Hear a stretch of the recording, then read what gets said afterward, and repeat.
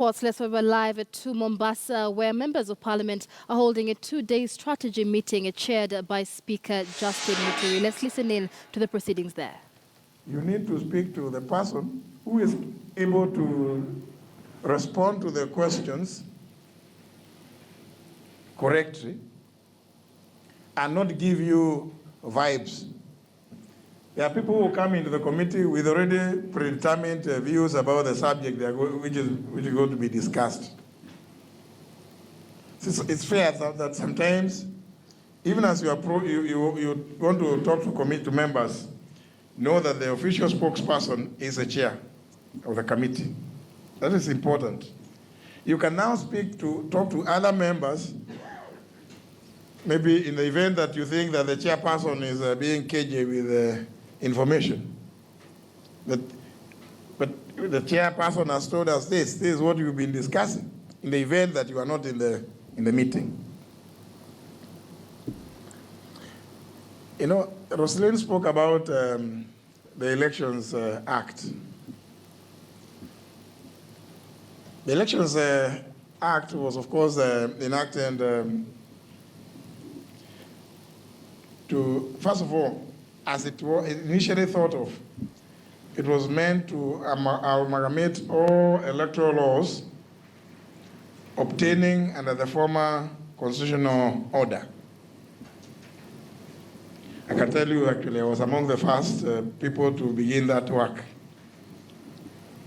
When we began looking at all the existing laws as we were still doing the Constitution. And that's why it was among the very first laws.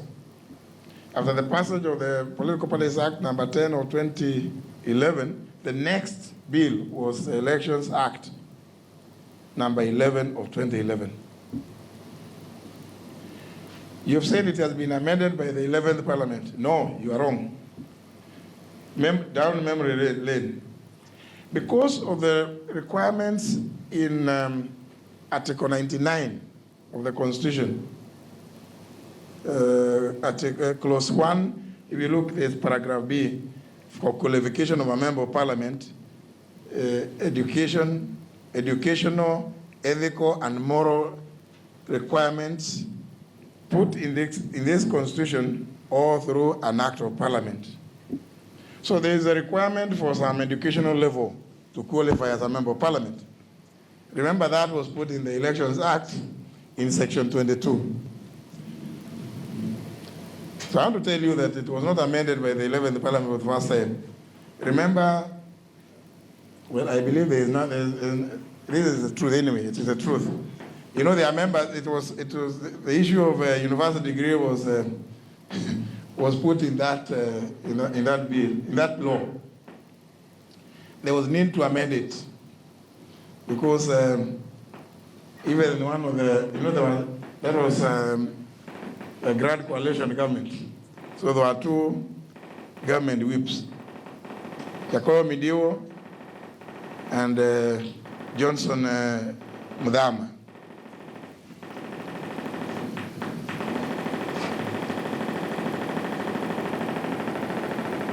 Technology. And as you know, I don't want to say which one, but you know there were two government whips. It became necessary, through the efforts of one of the whips, to dash the president and tell him, no, you cannot implement this one in the 2013 general elections. And because of several other members,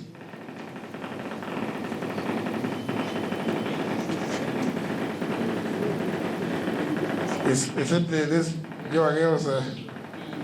No? I doubt.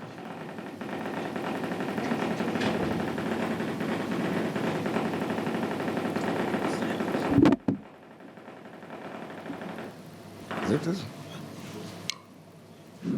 I see. So again, of course, there was the subsequent amendments.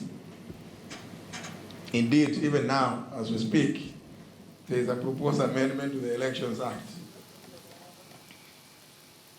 That is the meeting by members of parliament in Mombasa being chaired by Speaker Justin Muturi. We'll be crossing over there once the sound seems to be stable. But over to Eldama Ravine now, where our reporter Victor Gale is standing by to give us details of a meeting by Baringo Senator Gideon Moi. Victor, good to have you. What more can you tell us from that meeting? Well, Michelle, Gideon Moy is expected to touch base here in a few minutes from now. And this is a meeting that is sort of a Thanksgiving ceremony. Few close family members are here, family friends are here. And the people of Kabimoy, remember this is Kabimoy village in Eldama Ravine sub-county. So this is a meeting just for Thanksgiving and perhaps, remember Gideon Moy is the senator for Baringo County, and that is a political office. So politics will not skip or may not skip the agenda of the day. Gideon perhaps will take time to either sell his agenda because he will be seeking to defend his seat for the Baringo senatorial position. So he might take time to sell his agenda, sell his ideologies to the people of Eldama Ravine as we near the August general election, which will happen on the 8th. Also, remember there are other political offices, rather aspirants who are here. There are people who perhaps made it through on various tickets. There are people who will also be seeking various seats on Kenya African National Union Party. So that is positions such as the member of county assembly, the women representative. So they might also have a podium here to also do the same, replicate what maybe the order of the day, perhaps talk to the people, seek for votes and things like that. Michelle? It is expected to take center stage at this meeting today. But what is the nature of politics in Eldama Ravine, especially surrounding Kanu?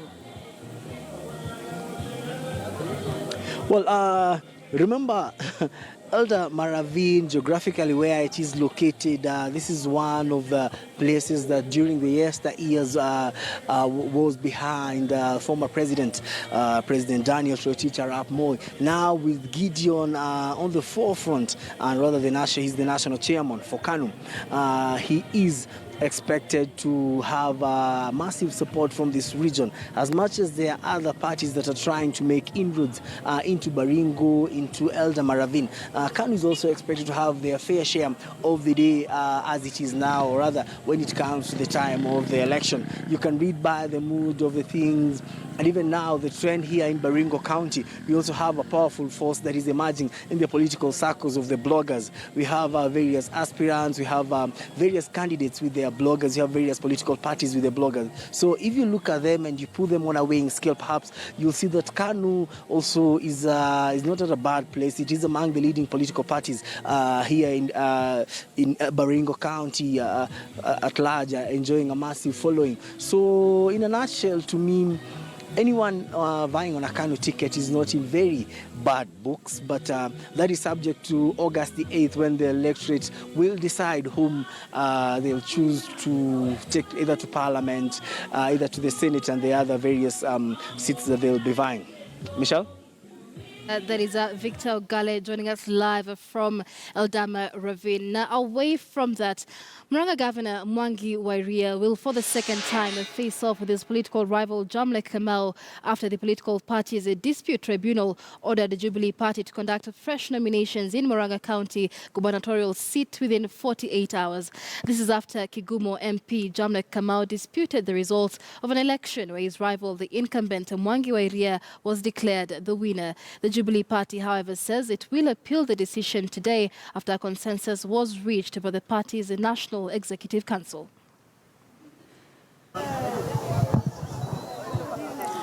Residents of Murang'a have been waiting with bated breath for the decision by the political parties tribunal on who will fly the Jubilee flag in the gubernatorial race. The wait continues as the political parties dispute tribunal and the Jubilee party now read from different scripts. An order to redo the nomination exercise for the governor's seat has been met with resistance from Jubilee, who say they lack resources to undertake another poll in Murang'a County.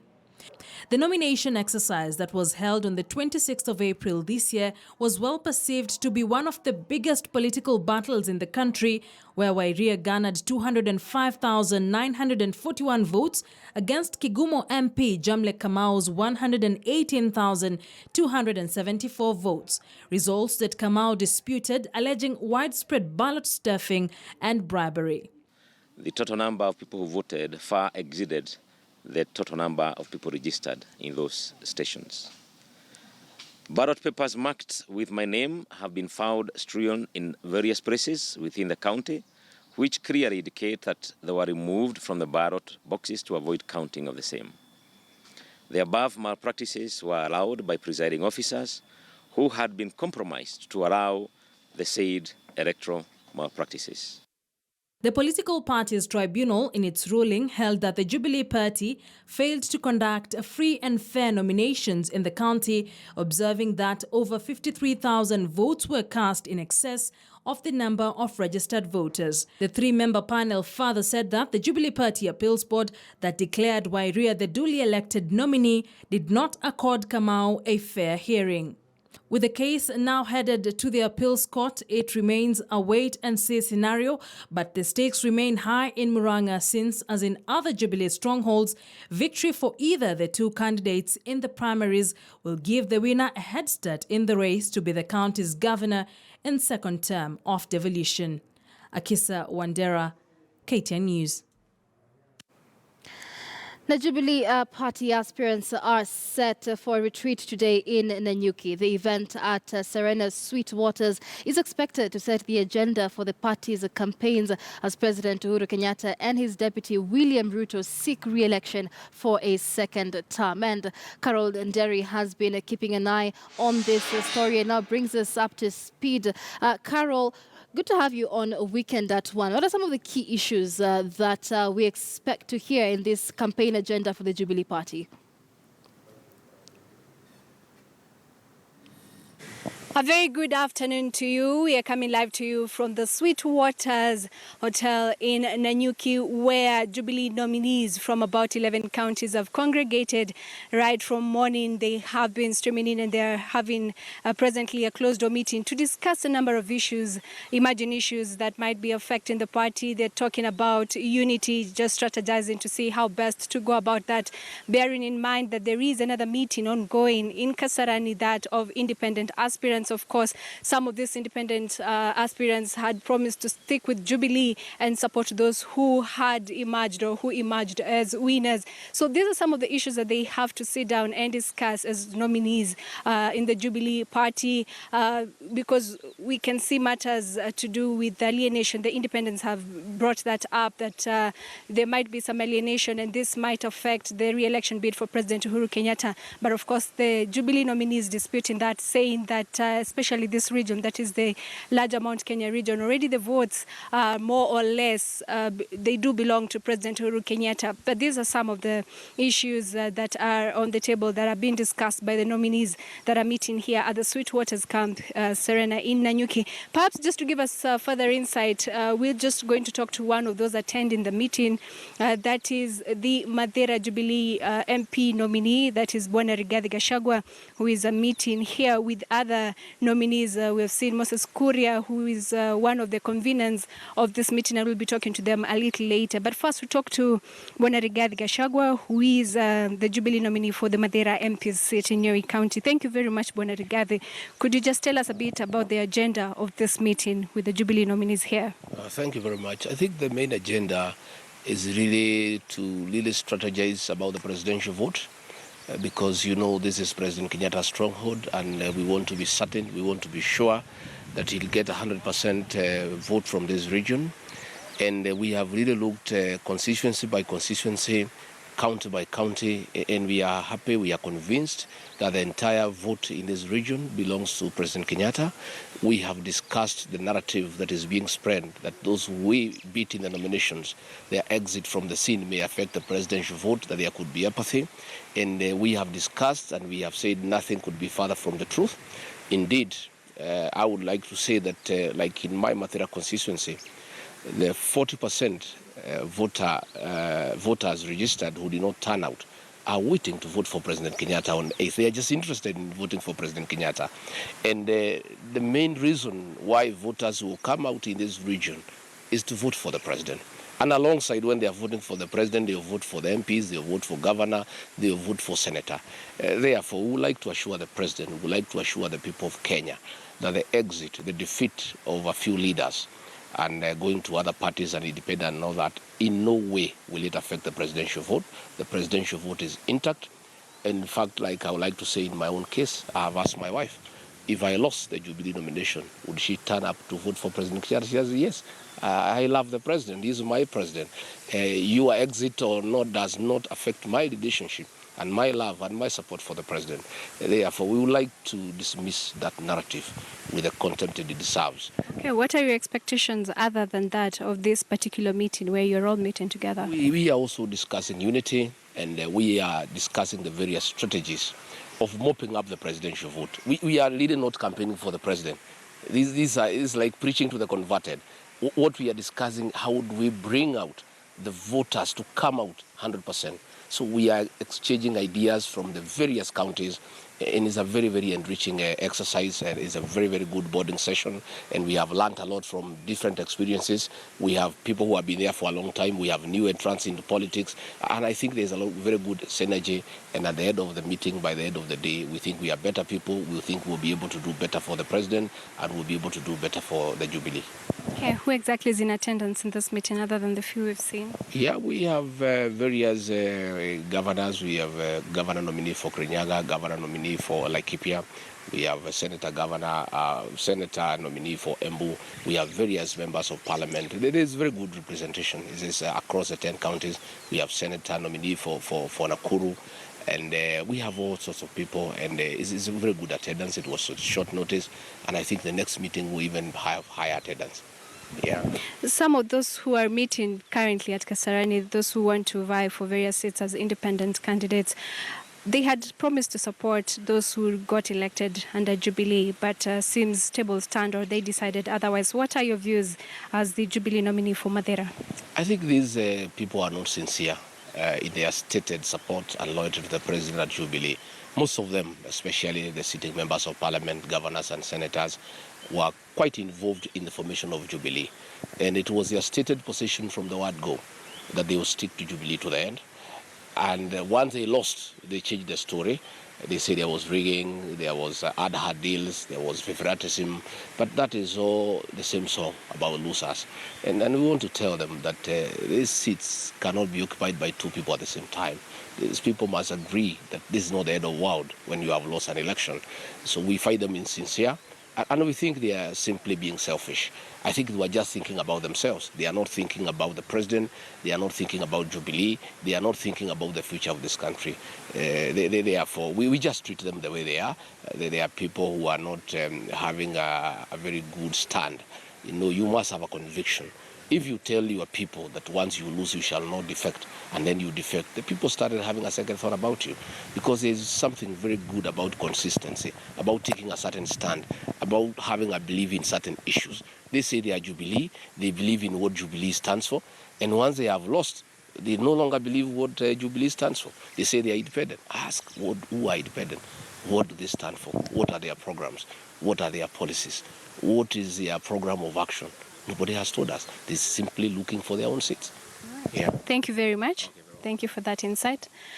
We've been talking to Bwana Rigathi Gachagua, who is a Jubilee nominee for the MP seat in Madeira constituency, Nyeri County. Of course, other nominees from about 11 counties meeting here in Nanyuki to discuss various issues affecting party matters, that is Jubilee. And they're going to be giving a press briefing shortly, anytime now, to discuss or to share what exactly they've come up with after the meeting or during the meeting that has been ongoing all day. Back to your studio, All right, many thanks. Carol and Derry there joining us live from Nakuru. Now, thousands of Kenyans stand out for this year's edition of the Mata Hat Run that took place in different venues across the country. This year's edition saw 8 more venues added to the run to include more participants who wished to participate.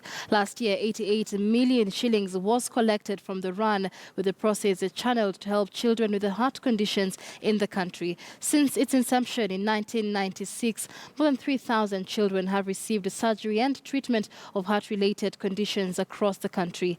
The organizers of this year's race are hoping to raise 200 million shillings that will cover 400 heart surgeries.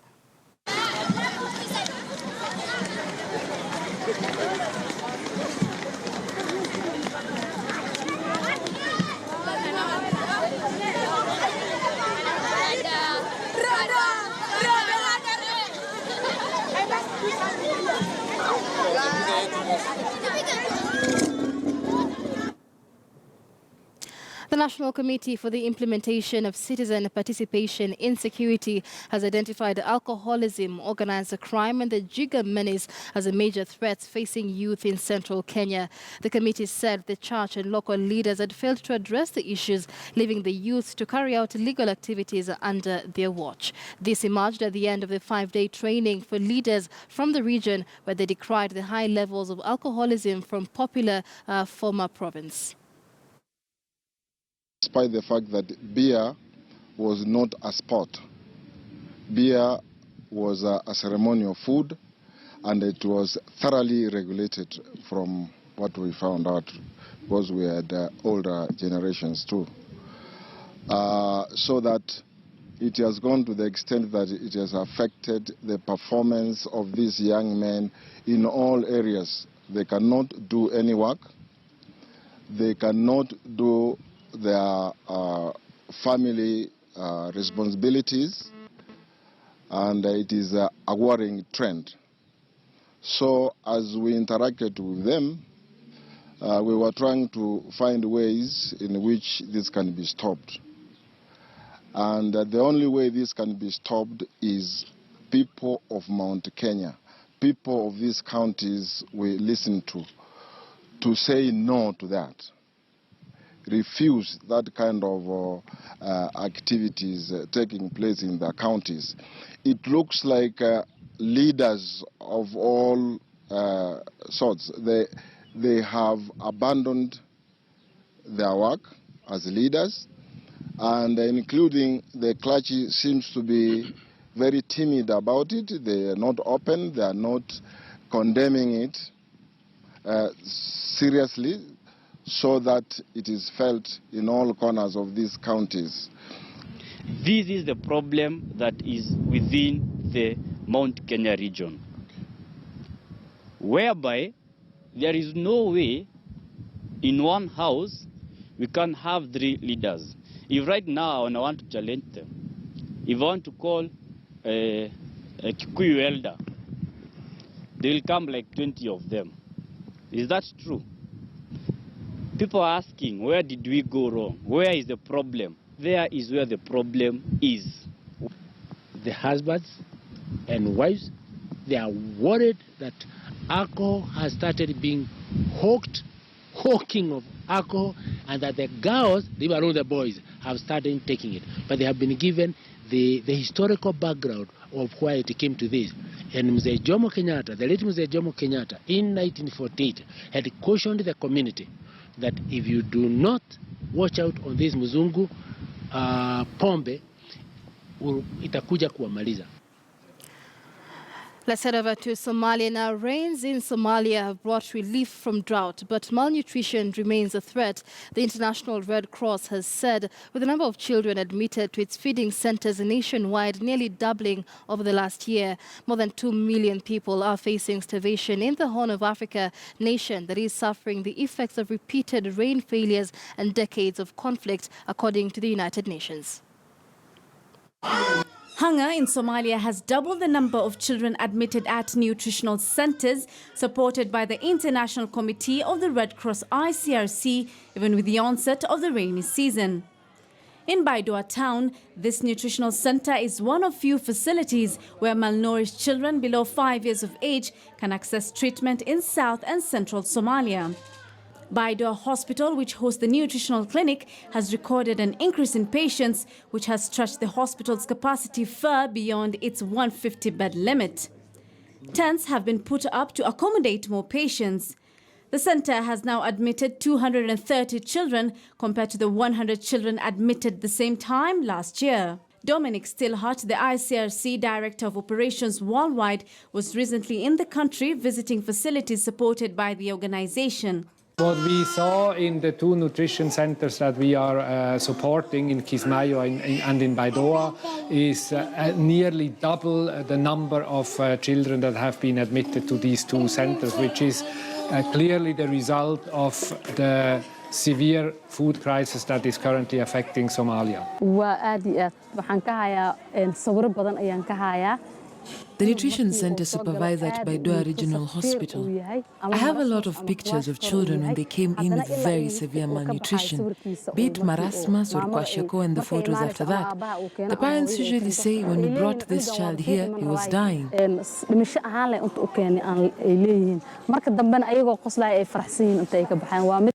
Across the country, the number of malnourished children at its stabilization centers and those run by the Somali Red Crescent Society has shot up 80% to 12,710.